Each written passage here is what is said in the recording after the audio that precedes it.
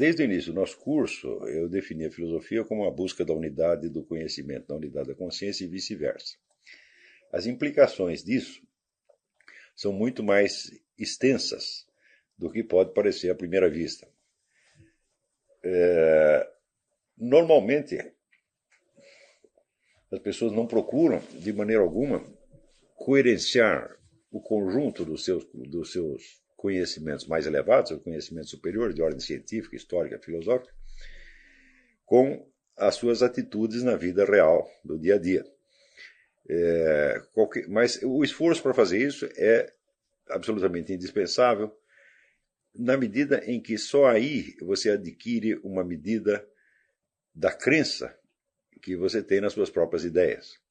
E é evidente que aquelas ideias das quais nós podemos nos servir para aulas, conferências ou livros, ou artigos de jornal, ou para discussões de botequim, mas nas quais nós não podemos nos apoiar para as nossas decisões na vida real, elas não contam realmente, e elas são uma espécie de teatro, quer dizer, um fingimento que você desempenha e do qual você se serve como uma espécie de muleta psicológica destinada, sobretudo, a facilitar o seu esquecimento das responsabilidades cognitivas maiores.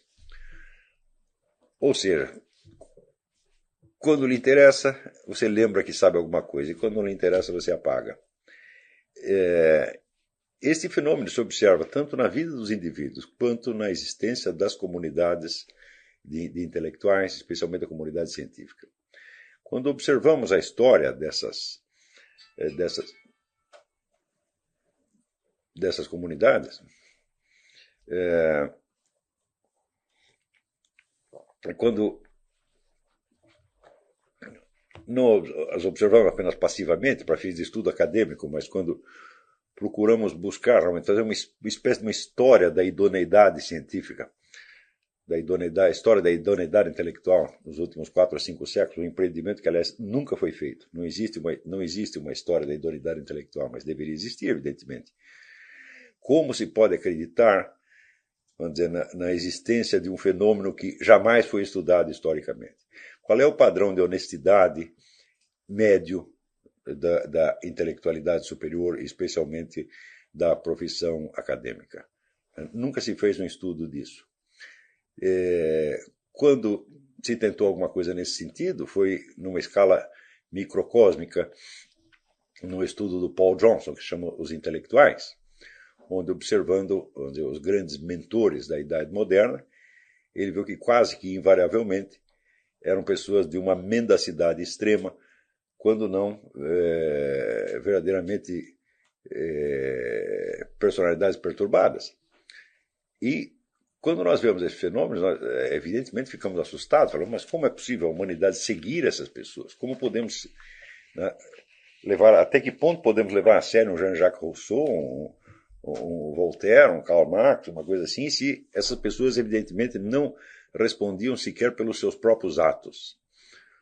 A ideia de que devemos considerar somente as ideias, por um lado, e não a vida das pessoas, é uma extrapolação indevida de um preceito que vale no sentido dos estudos literários. Porque uma obra literária é uma forma acabada, na qual nada mais vai ser acrescentado e que não pode ser alterada pelos atos do seu autor. O que quer que Shakespeare tenha feito antes ou depois dele escrever Hamlet não muda o texto da peça, e aquilo pode ser, vamos dizer, reproduzido indefinidamente, tendo, vamos dizer, uma espécie de unidade formal que cria uma certa independência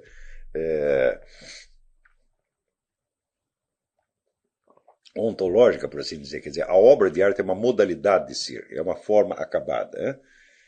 Digamos, quando esta obra está, vamos dizer, plasmada em matérias físicas, ela pode ser destruída. Por exemplo, uma estátua pode ser destruída, um edifício pode ser destruído. Tá certo? Mas ele não pode ser alterado, ele não pode ser aumentado, modificado, melhorado depois de pronto. Né? Então, se for melhorado, então será outra obra completamente independente. Né? Então, mas quando a coisa está gravada apenas em palavras, então geralmente aquilo se mantém inalterado através dos séculos, apesar de problemas de edição que podem mutilar um pouco o texto, no fim das contas, em média, né, as obras de arte literária têm uma estabilidade. E tendo uma estabilidade, isso garante, vamos dizer, a unidade do objeto que está sendo contemplado por gerações e gerações e gerações de leitores, ou de espectadores, ou de ouvintes, etc, etc. Quando se toca a mesma música várias vezes, existe sempre uma estrutura comum, embora possa haver algumas variações introduzidas pelo maestro, há uma estrutura comum que permanece, e é essa estrutura que está sendo justamente observada. Mais ainda, as obras de arte, elas nada afirmam categoricamente. Como tudo ali é de natureza propositadamente simbólica, então, evidentemente, toda obra de arte tem uma multiplicidade de sentidos e pode ser interpretada em direções diversas. Tá certo? Então, como elas não afirmam nada, então é evidente que não podemos apelar, vamos dizer, da obra ao autor e pedir que ele responda moralmente pela sua obra de arte. Não há como fazer isso. Tá certo? Não podemos cobrar do indivíduo a responsabilidade disto ou daquilo que ele colocou na sua obra de arte, a não ser que haja uma pretensão ali de veracidade histórica, como, por exemplo, no caso da peça de Bertolt Brecht, Galileu Galilei pretende enunciar uma verdade histórica. Então, neste sentido, pode ser cobrada.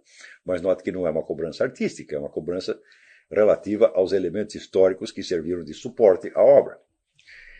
Supondo-se que toda a história que ele contou na peça fosse falsa, bem, a peça em si nada perderia, vamos dizer, da sua unidade, do seu dramatismo e do seu poder de impacto sobre a plateia. No entanto, é claro que a mesma coisa não pode valer para as obras de filosofia, porque elas não valem como estruturas ou como formas destinadas a ser contempladas em si mesmas, mas como algo que remete a um objeto, remete a uma realidade externa, especialmente as obras de ciência. Se admitirmos que uma obra de ciência nada diz sobre a realidade, nem mesmo no sentido operacional da coisa, então não é uma obra de ciência, evidentemente é apenas um objeto de arte para ser contemplado e sem nenhum alcance, sem nenhuma apreensão cognitiva sobre o universo exterior. Do mesmo modo, uma filosofia tem sempre alguma pretensão de validade universal, ou seja, o filósofo pretende que aquilo que ele está dizendo não seja verdadeiro só para ele, mas seja verdadeiro para nós.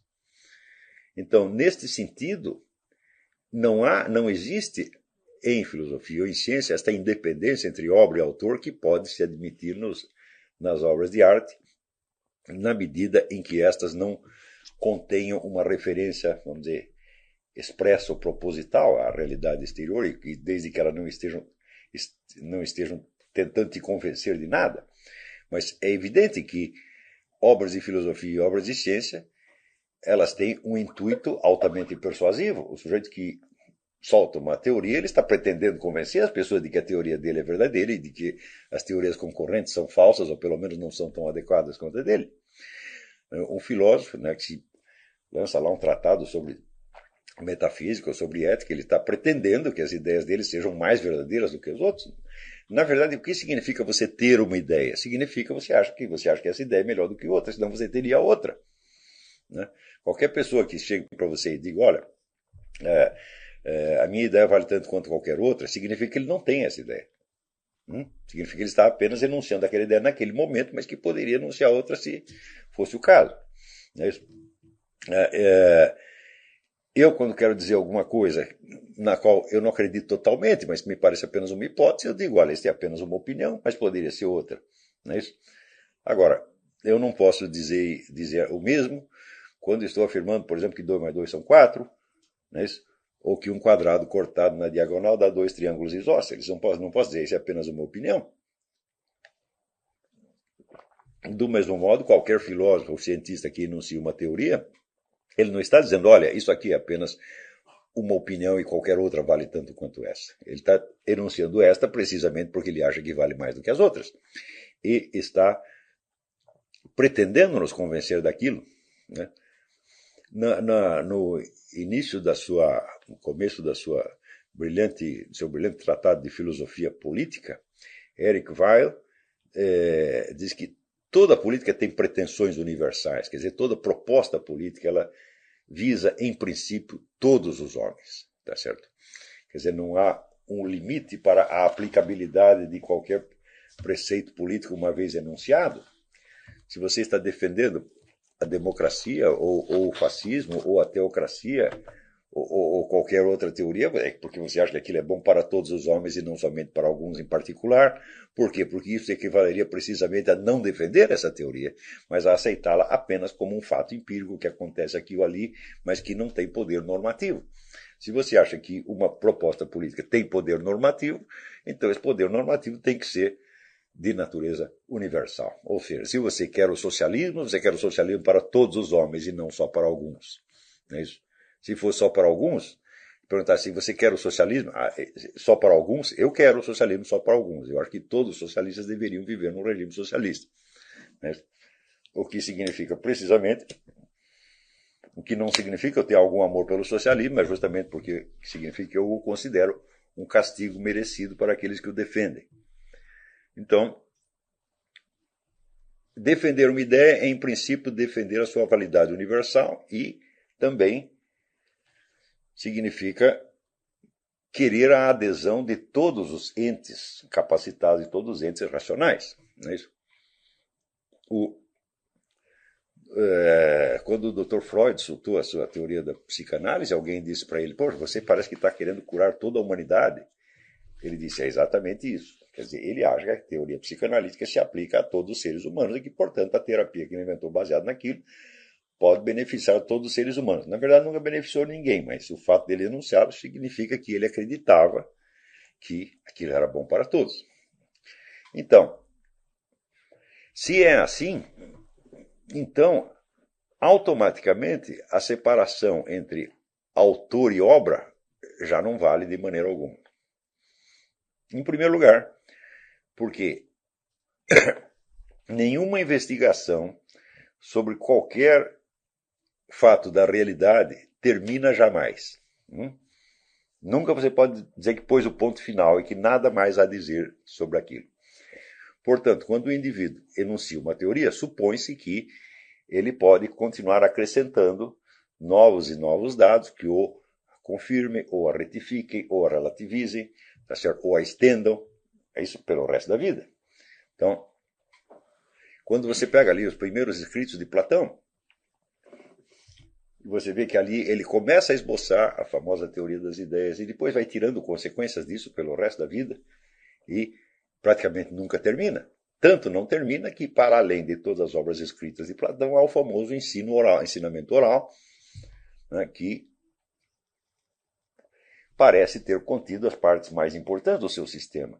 Então, como é que eu posso julgar um diálogo de Platão separado da vida de Platão? Eu não posso de maneira alguma, porque aquele diálogo não é uma forma acabada, não é uma obra acabada para ser contemplada e julgada em si, mas ela é uma etapa de uma investigação, uma etapa de uma vida de busca de conhecimento que prosseguiu e que depois se refletiu em inúmeras outras obras e até em declarações orais que não foram registradas por escrito.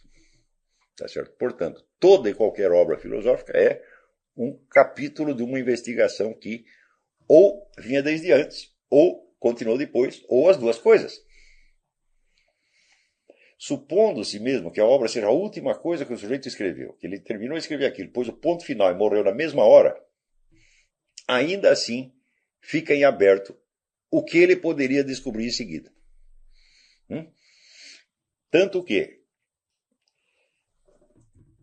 quando um artista termina uma obra, os outros não continuam a escrevê-la. Não é isso?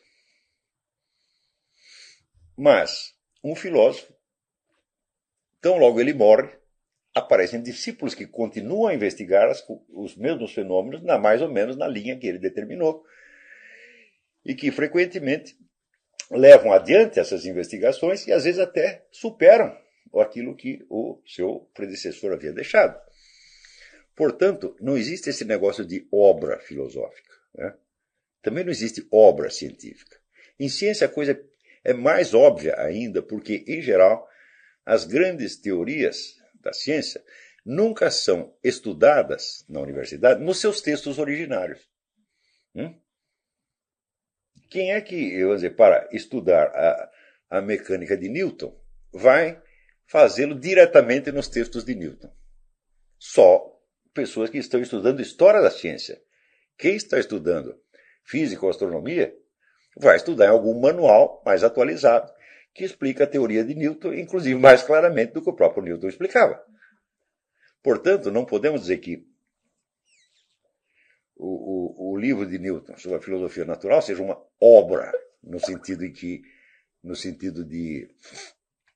se fala de obra na literatura, ou na música, ou na pintura.